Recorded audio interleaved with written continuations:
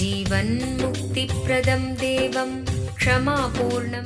Paramahamsa Nithyananda is a rare living incarnation, a yogi by birth. He has been expressing his power of enlightenment since birth. He has authored more than 500 books in Tamil and English, books in Telugu, Kannada, Malayalam, Hindi, Sanskrit, Gujarati, Oriya, Bengali, Marathi, French, Malay, Polish, Portuguese, Italian, German, Danish, Spanish, Russian and Chinese, with translations in 26 languages are available. He is also an exemplary speaker with over 8,000 hours of profound life solutions through his discourses. Social services such as Annadan, free medical care, free educational services, ashrams, schools, temples, hospitals established in more than 140 places around the world offer exceptional services. A powerful spiritual healer who has healed millions of people of diseases from migraine to cancer. A Kriya Yogi who has formulated Kriyas for physical health and mental well-being, benefiting thousands. A living master who offers practical solutions for our everyday problems. Having meditation centers in 151 countries including Bidadi, Tiruvannamalai, Rajapalyam, Salem, Hyderabad, Varanasi, Los Angeles, Ohio, Seattle, San Jose and Phoenix. He is the founder and spiritual head of Nithyananda Dhyanapitham, a spiritual guru for 10 million followers, an incarnation who transmits the highest spiritual energy through initiation. A contemporary yogi who has revived the Vedic science of yoga worldwide through thousands of yoga centers. Adept in Ashtamahasiddhis, mystical yogic powers, he has effortlessly awakened the Kundalini of thousands, gracing them with spiritual powers. A spiritual powerhouse who has revived the sacred Vedic tradition by establishing Vedic temples worldwide in places like Los Angeles, San Jose, Seattle, Toronto, Ohio, Oklahoma, Phoenix, St. Louis, Malaysia, Brazil, Paris, Guadeloupe, Dallas, New York, New Jersey, Atlanta, Calgary, Vancouver, Singapore, and places like Bangalore, Hyderabad, and Tiruvannamalai in India. A dynamic young guru who is an inspiration to thousands of youngsters. India's most watched spiritual guru online. A beacon of spiritual light who has triumphed over the forces of religious terrorism and political persecution. Paramahamsa Nithyananda is an eternal Kalpataru, blessing the world with the boons of material abundance and spiritual enlightenment.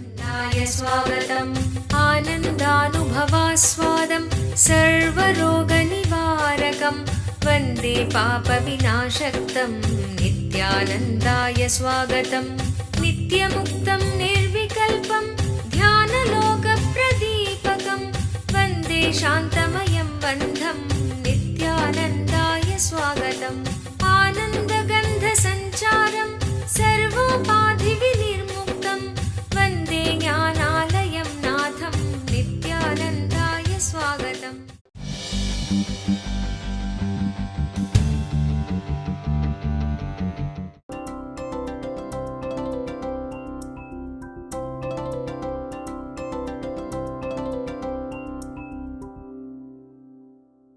Aaron, first thing, you have the wrong idea of purpose of being alive. That is why you are confused when I ask you to unclutch.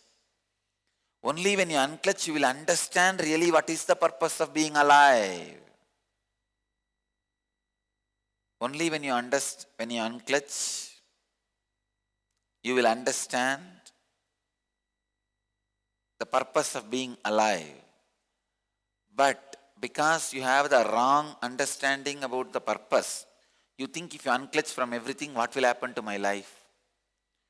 Go on unclutching. That is purpose of being alive. Understand? In the life, knowingly or unknowingly, constantly, every action brings certain dirt on your inner space. You are nothing but your actions. You are the totality of your actions. I can say you are the totality of the side effects of your actions. Every action you do leaves its imprint on you. Ramakrishna says very beautifully, if you are inside the charcoal godown, how much ever you protect yourself, there will be charcoal dust settling on your body. So life, as you understand external world, please understand, life as you understand in the external world leaves lot of dust and dirt in you, around you. Life itself is for you is nothing but throwing dust. Others throwing dust on you and you throwing dust on others. That's all is the life. So I tell you, by continuously unclutching, you keep yourself pure, not just pure, even the dust which is put on you in the past gets healed, gets cleaned. So I feel first and foremost thing you need to do is establishing yourself in unclutched space, like growing unclutching in you. Understand, please understand, unclutching is just like a plant. It can grow in you. Just because you tried 2 days and it did not work out, don't give up. It is not something like now you try, it doesn't work out and you stop doing and you will never be able to do. No. It's like growing. It's like a plant, a rose plant. Today there is no rose plant. But don't think tomorrow it will not be there. Keep the seed alive, pour water, have a little patience, tomorrow it will be there. Unclutching is like a tree, like a plant. You need to grow it. It took 6 years for Buddha to grow that Bodhi tree inside him. It took at least 10 years for me, from 12 to 22, for that banyan tree to grow in me. Unclutching is like a banyan tree. It needs to grow. You need to make it happen. Understand? Initiation is like a small seed. Just because it has not grown in 2 days, 3 days, don't lose trust over the seed. No. No seed fails touched by me. No initiation fails done by me. I do my job very perfectly. Understand?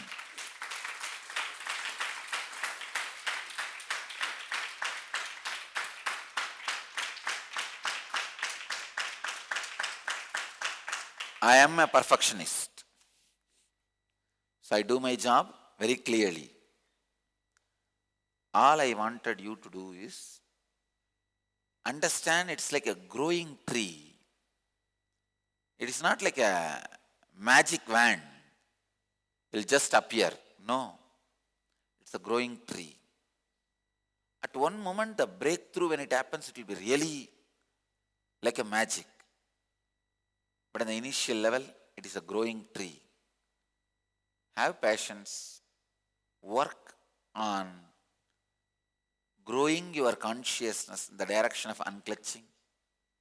You are asking, if I keep on unclutching from everything, then what is the purpose of being alive? That is the purpose of being alive. Understand? Keep on unclutching. That is the purpose of being alive. How will I know whether all these ugly crows making such a racket in my mind are questions or doubts? Suhasini, the moment you call them as ugly crows, be very clear, they are neither doubts nor questions, they are cunning games. Let me put it very clearly. Doubt just needs my nod, nothing else. It is like you are already in love, you just need his smile. You just need He looks into your eyes. That's all. Like Devi having doubts. Devi's doubts are not for answers, just for little attention from Shiva, that's all. If you have little doubt, he will look into your eyes and say, okay, it will become all right. It will become all right. You are waiting for it to become all right. You just need some support. Yes, I had doubt and he cleared it. For you to write your biography later on. Nothing more. So don't think when you question, you are standing out of the crowd. No, you are the crowd. Very few are those who are blessed to flow with the whole flow of the Master and his energy and his being. Of course, question is also okay. There is something else, cunningness. See, with the doubt, just a smile is enough for the person to live enlightenment. With question, maybe few logical word is necessary to make him to live enlightenment. With cunningness, whether you smile or you answer, you logically talk, whatever you do, but finally, end of the day, I will say, no, I am not able to do. I understand what you say is right, but I am not able to do. Then what to do? This is cunningness. Cunningness is postponing the execution of understanding. Postponing the execution of right understanding is cunningness.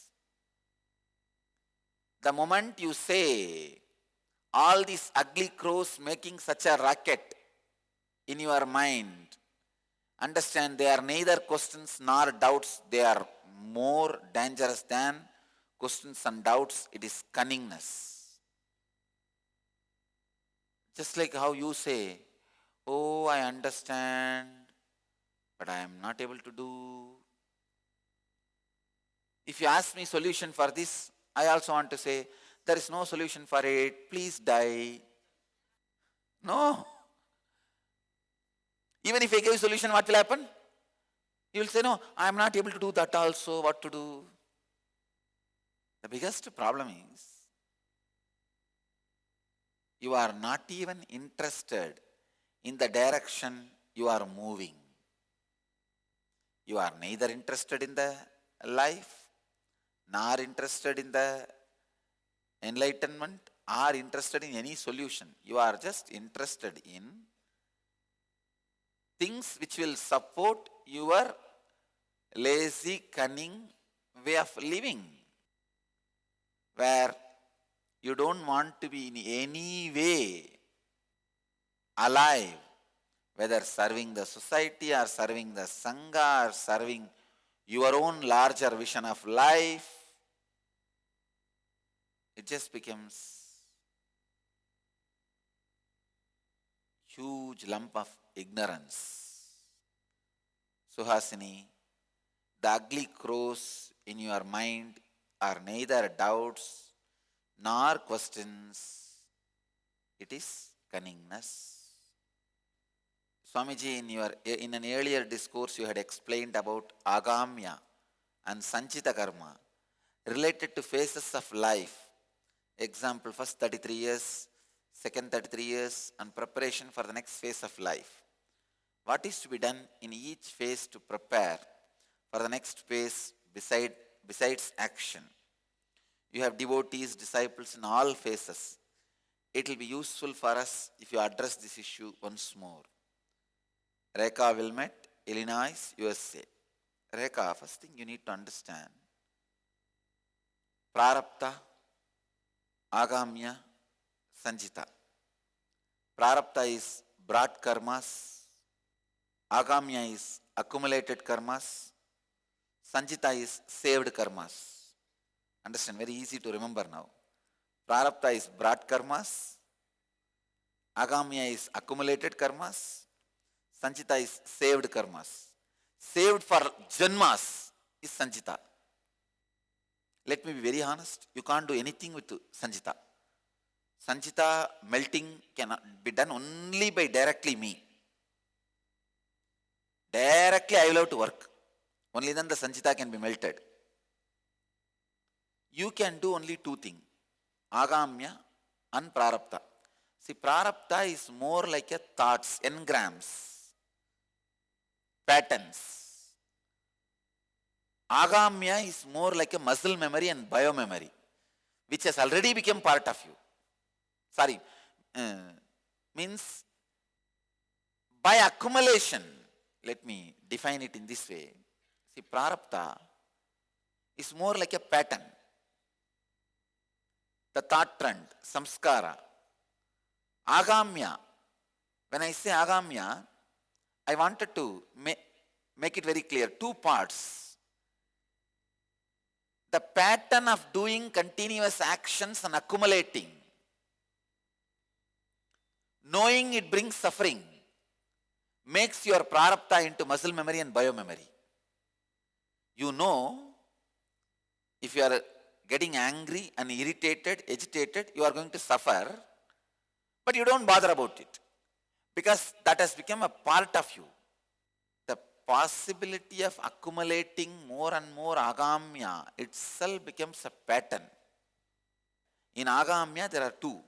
One, you do certain action now and accumulate karma. Second, this pattern of constantly doing the action and accumulating karma, even though you know it is wrong, it is not good for you, it is dangerous for you. You forget. No, look into your life. You see, you are laughing because of brinjal, but look into your life, how many times you do the same. Especially when it comes to the deeper patterns of sex and fear related. Look into your fear-related and sex-related patterns. You are so clear. God, I can put myself in a big mess.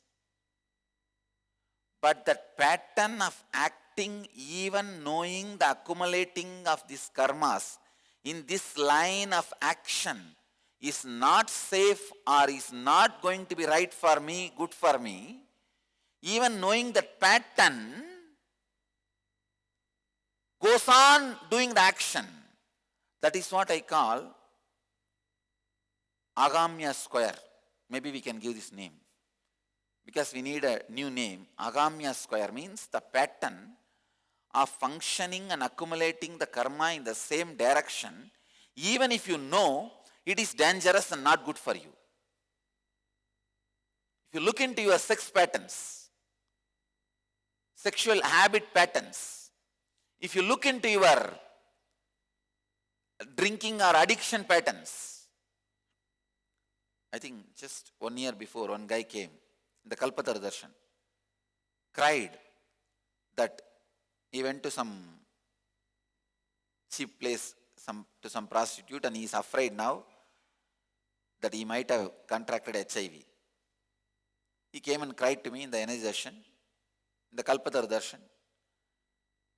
I just looked into his nervous system, I saw his energy and there was no disease. I told him, don't worry, you are not having any disease. So from now onwards, you save yourself. Be very careful. He promised me, yes, Swamiji, oh God, now I am so relieved. I will be safe from now onwards. He went. That poor fellow, just day before yesterday, Kalpataru, again he was back. Yesterday night or day before yesterday night, Kalpataru. He says, again I went, Swamiji, please check and tell me. I looked into him and said, you go to better hospital and get your blood checked. I am not here, your blood checking machine. And he said, no, Swamiji, you save me. I said, nothing doing. I am not even interested in holding your hand or seeing. You do what you want. I gave him one vibhuti and sent him over. See, this is Agamya pattern. Once you are saved, why don't you remember? It is unfortunate. People don't remember. You see, just because I told the story of brinjal, You all laugh, but if you look inside, you are also doing the same brinjal story every time in your life. Same fear pattern. Look into your fear pattern. Many times, you know such a foolish way you do the mistake because of the fear. In this pattern, you finally land in the same mess. Once you come out, you feel all right. Tomorrow onwards, I will not fall. What happens next day morning? Damal. You are there, in the same ditch, with all the pigs and buffaloes, enjoying the smell. The agamya, the pattern of accumulating agamya becomes muscle memory and biomemory. I always tell you, the money you are going to accumulate every month is not a big problem, but this habit of accumulating money every month is the problem. Agamya, which you are going to accumulate continuously by your action, is not a big problem. But the pattern of accumulating agamya, knowing it is not good for you, is the problem. That is where the whole problem happens. Rekha, work on this strong pattern of knowingly accumulating agamya. Break that one pattern. You know, this action brings suffering. Sometimes you suffer also, but somehow you save yourself and run away, escape. Then what happens again? You don't stop. You are there again. The same action, same mental setup, same suffering. Literally eating brinjal every moment. Not even every day, every moment. If you look into your fear pattern and sex pattern, you will understand what I am saying. You will understand exactly the concept of agamya square. Agamya of agamya. The pattern of creating agamya itself is a bigger agamya. You fall asleep out of laziness. Next day when you get up, you say, no, from today, no. I am not going to allow. But within next 1 hour, what happens? Over. This is the way life is. This is the way suffering is. Stop the agamya of agamya. That is the essence of handling all karmas. That is the only way to save yourself from all the karmas. I was wondering, how can I tell the difference between moments of intuition or seeing the future to the moments and experiences I have directly attracted or manifested? I read the subtle signs and I am unsure how to decipher the two. Robin, the moment you feel certain unsure feeling, little bit of no, I am not unsure. Be very clear. It is not intuition, seeing the future. It is just your fear which you manifested, which you directly attracted. I tell you, fear weakens your immunity. Weakening your immunity means what? Allowing the cancer to happen, nothing else.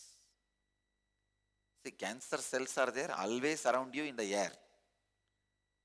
When your immune system is weak, you are allowing the cancer to happen. Please understand, whenever you allow the fear to work on you, you always attract and manifest whatever fear you carry. If you are constantly having the fear that you may get cancer, you may get into accident, you will attract and manifest exactly the same. So the moment you say, you are not sure, I can say, it is only fear. It is not intuition. Robin Lee, you need to break the pattern of fear. Now the problem is, you will have one more fear. Because I have fear, I am going to have that same. This is another one problem. The problem is, even if you want them, they don't change the direction because you want. If they travel in the same path and then they say, oh, because he said, it is sure to happen. You go in the road, I am saying don't go in this path. After 2 kilometers, the road is dug. You will fall into the ditch. I saw. These fellows don't take diversion or don't go back. They listen to me and then they drive and they fall. When they fall, they say, oh, he's a great incarnation. He told the truth, you see. What is the use of realizing I am a great incarnation when you are in the ditch, when you are already fallen? That is not giving me testimonial. Realizing too late. You are inside the drainage. You have fallen into the ditch and you say, wow, what a great enlightened being he is. He predicted 2 kilometers before itself. This is going to happen. No. I don't want that praise. I don't want that name or that fame. When I say your fear will attract exactly the same thing which you are afraid of, I want you to take diversion. I want you to go in different route. I want you to stop driving in the same route. I want you to stop pressing the accelerator. Put the brake. You may ask, what do I mean by the word put the brake? I mean unclutch. Decide you are going in the wrong direction. Pick up at least major 10 patterns in you which drives you. Unclutch from those 10 patterns. I can give you one more beautiful technique for growing unclutching in you. Practicing unclutching in you.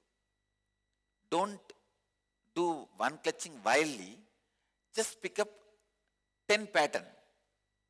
Pick up 10 pattern. Pattern of getting irritated the moment I see my spouse. Pattern of feeling tired the moment I go and sit in the office. Pattern of creating constant confusion or dilemma in me. Like this. Pick up some 10 pattern.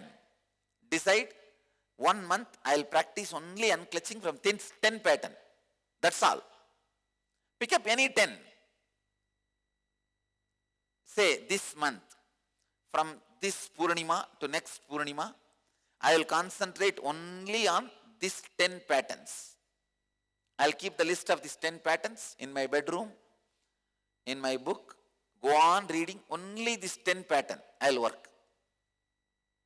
You will master. You will master unclutching the 10 patterns. You see, because you are violently fighting with too many enemies without even knowing who are all your enemies. I can say easily within 3-4 months, you will see drastic transformation. Because when you attack only 10 patterns, whole day you will be able to remember. Because you wanted to remember only unclutching. If you fail once unclutching, then you lose confidence on the whole unclutching. You say, I failed in that itself. Why not now? Fail once more. So the failing becomes accepted, acknowledged, approved lifestyle. So the failure becomes acknowledged pattern. Failure becomes approved pattern. Failure becomes recognized lifestyle.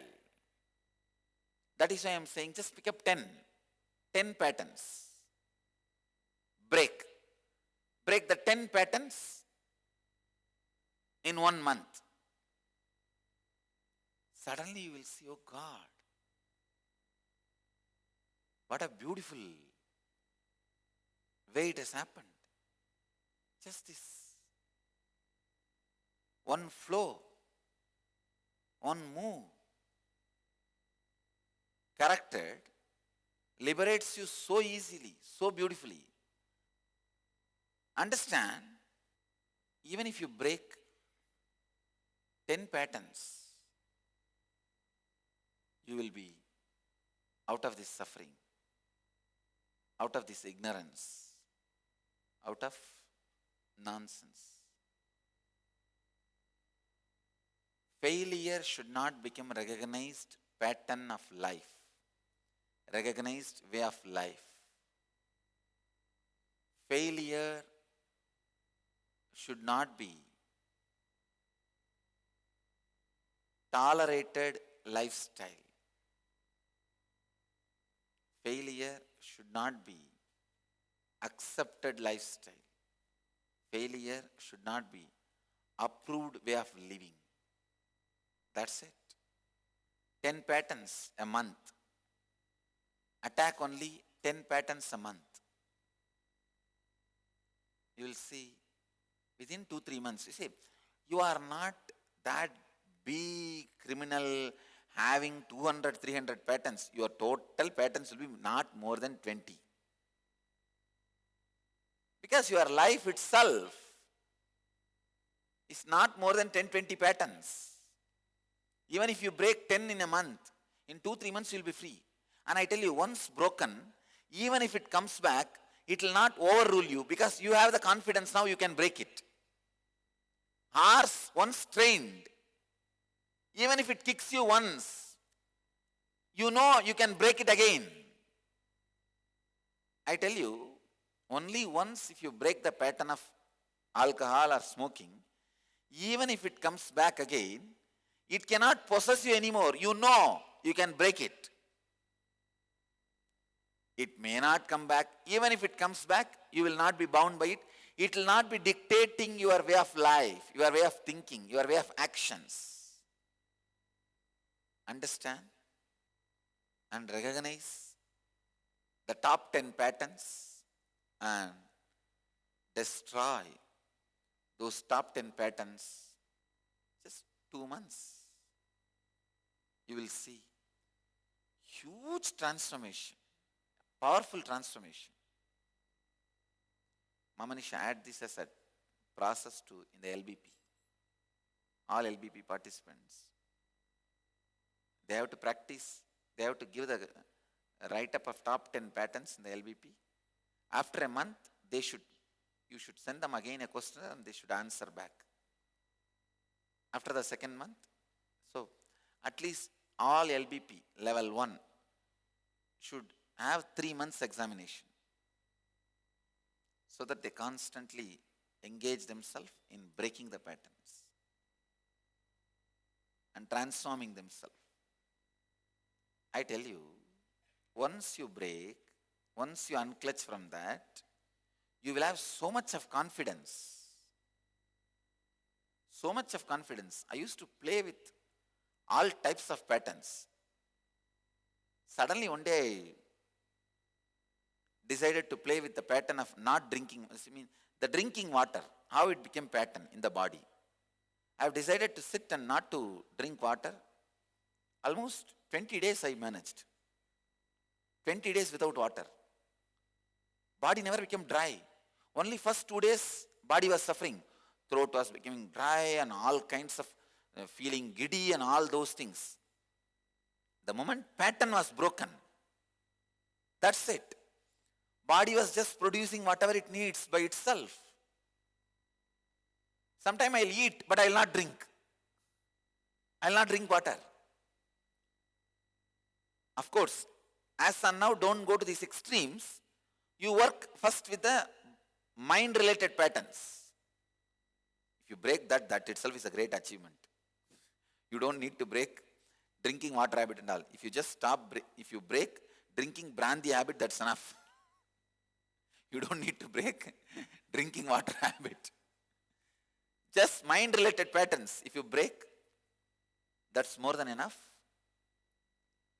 But you can play up to any level.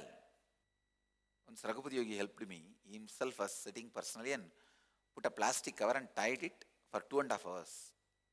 Don't offers, I did not breathe. But of course, these are yogic fiats, yogic ventures, where the training and all those things are necessary. All I am trying to tell you is, even the pattern of breathing can be broken. So all you need to do is right understanding and will to break. Some 10 patterns, pick it up and work. My blessings, you will be successful.